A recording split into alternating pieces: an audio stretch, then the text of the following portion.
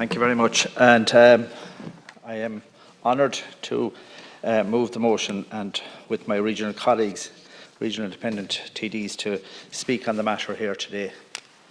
I suppose the first thing I would say is that the state has failed to put a strategy in place since the European Commission approved the Charter of Rights for People with Autism in 1996. The Charter states that the Autistic Bill should have the same rights enjoyed by all EU citizens, and these rights should be enforced by legislation. This has not yet happened in Ireland. This bill seeks to provide for the development and implementation of a cross-department, multi-agency strategy to provide and implement services for autistic people. Understanding the autism spectrum is crucial to the success of this bill and any strategy that follows.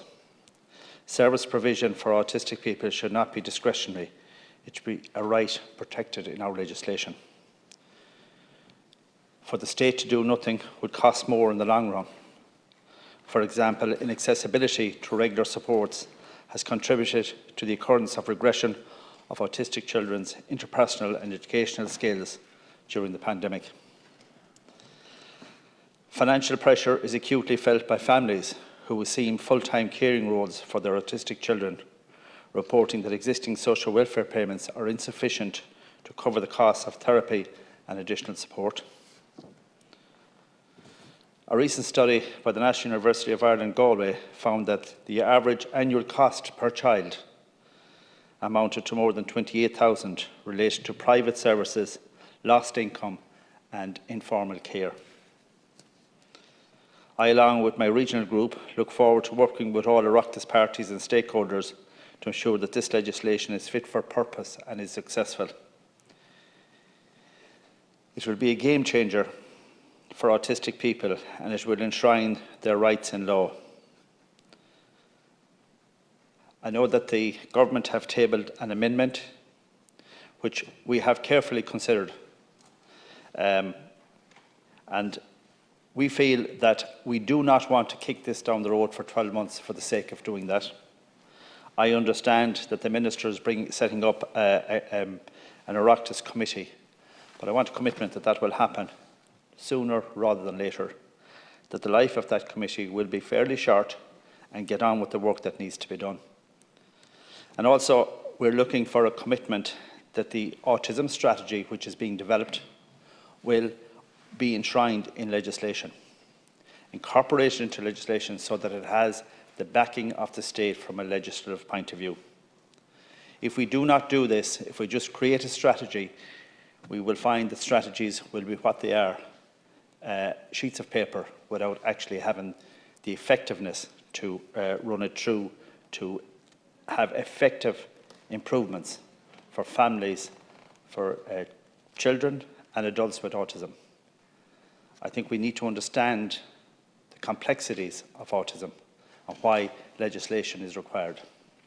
And we go back that the state has failed since 1996 to introduce the legislation, and I think that is a damning indictment on the political body that we are, and I think it's time we change that. So what my motivation and the motivation of the regional group is to get legislation put in place with the cooperation and consensus of all parties within the House here. This is not a political issue, this is a human rights issue. And I think it's important that we understand it as a right, it's a human right. I acknowledge that some work has been done and that there are commitments within the programme for government. I do believe, Ministers, and I thank both of you for being here this morning, that the importance of this piece of legislation and what it will do for people with autism, it will be transformative. And for us as legislators, it will mean we have done some service for them. I also want to acknowledge the work of the former Senator James Riley, also former Minister for Health, who first introduced this bill in 2017. And I want to also clearly remind people that it passed all stages in the Seanad, and the only reason it didn't come into the Dáil at the time was because the Dáil fell itself and it was left aside and fell with it. So I think it's important that we take it back on. And finally, I would say, Ministers, autism is not a health issue. Autism is a human rights issue. Thank you very much.